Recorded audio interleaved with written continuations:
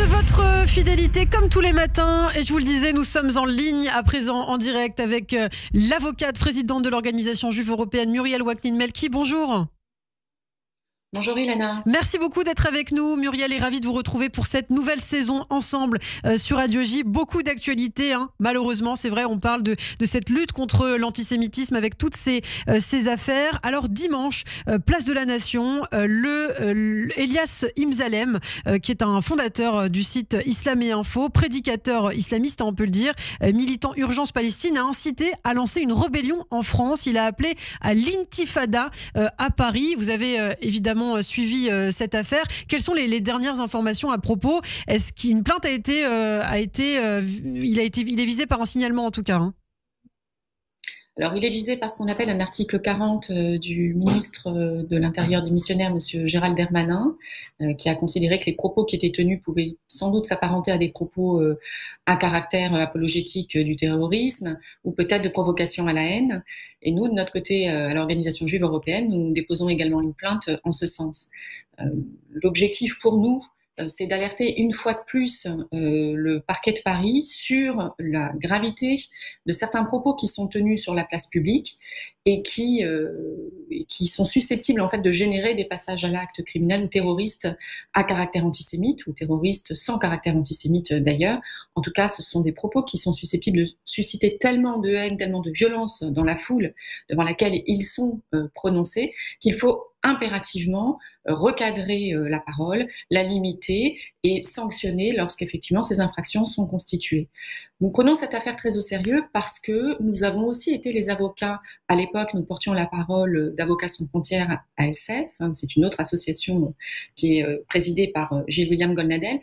Nous avions déposé une plainte contre un autre prédicateur, M. Sefri Yaoui, devant la 17e chambre correctionnelle pour exactement le même type de faits, c'est-à-dire des propos qui étaient tenus devant une foule qui était un peu déchaînée, qui acclamait, qui applaudissait, comme on a pu le voir sur les images dimanche dernier, et qui tenait des propos pareils pour le comité Cheikh Yassine, face à une foule, toujours sur le problème de Gaza et de la situation au Proche-Orient.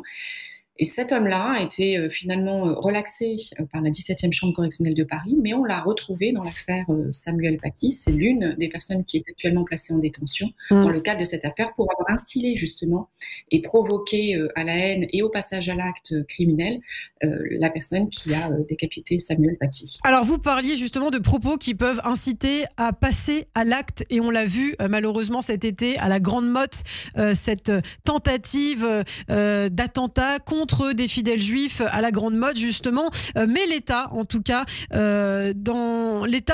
prend le combat à bras-le-corps et interdit justement ce type de manifestation, en tout cas en certains endroits de l'Hexagone. Ça c'est important aussi pour vous d'avoir le soutien des autorités, Muriel. Alors, il faut savoir que le préfet de l'Hérault avait déjà pris à plusieurs reprises en 2023 des arrêtés pour interdire ce type de manifestation. C'est un secret pour personne que dans ces manifestations-là, on a toujours des débordements. Donc on le sait, les préfets prennent des interdictions, des arrêtés qui sont pour interdire, en fait, qui ont pour visée et pour but d'interdire ces manifestations, parce qu'ils savent à l'avance qu'il va y avoir des troubles à l'ordre public et parce qu'ils savent que de tels propos vont être tenus. Et puis après, les organisateurs des manifestations saisissent la justice, le tribunal administratif, pour faire annuler l'arrêté.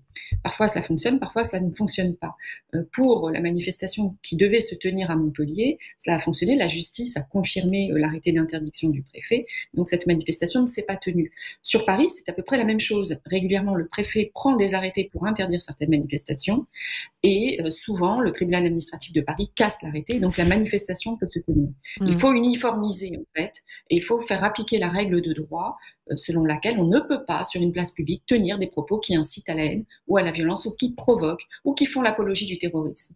Alors il y a aussi le problème du boycott et on l'a vu à Strasbourg tout récemment, le festival du film israélien à Strasbourg qui a été annulé suite aux menaces de militants anti-israéliens. Ce boycott-là de l'État d'Israël qui est encore très fort dans notre pays malheureusement, Muriel, hein. Et ça fonctionne. Oui. Alors, c'est un appel au boycott dans un premier temps, mais il faut voir aussi ce que cela signifie. Alors, sur Strasbourg, malheureusement, l'organisateur a pris la décision de décaler, de reporter une troisième fois, hein, puisque si je ne me trompe pas, ce festival devait déjà être programmé avant les grandes vacances et il avait été déprogrammé en raison de tensions dans la ville avec les manifestants qui sont là pour soutenir le Hamas, la Palestine, on ne sait jamais vraiment. Bref, cette manifestation avait d'ores et déjà une première fois été reportée, finalement une deuxième fois. Sur Paris, je fais un parallèle avec le salon e-Cube qui s'est tenu au Salon Hoche et qui s'est tenu sous haute tension et avec une pression très importante aussi, puisque les Salons Hoche ont reçu quantité de menaces sur les réseaux sociaux, que Rima Hassan, qu'on ne présente malheureusement plus, avait fait elle aussi un appel à venir contre-manifester devant les Salons Hoche pour interdire la tenue de ce salon dimanche dernier, et que les propriétaires des Salons Hoche, dont nous sommes les conseils à l'OJE, ont maintenu leur position, et malgré ces pressions, malgré ces menaces, nous avons déposé des plaintes en ce sens, ils ont maintenu l'événement avec l'aide de M. Nunez, le préfet de Paris, qui a déployé spécialement un dispositif de sécurité très important. Eh bien, merci beaucoup Muriel pour toutes ces informations. La lutte contre l'antisémitisme continue évidemment et on vous retrouve très régulièrement sur cette antenne pour en parler. Je vous dis à bientôt. Merci. Radio J.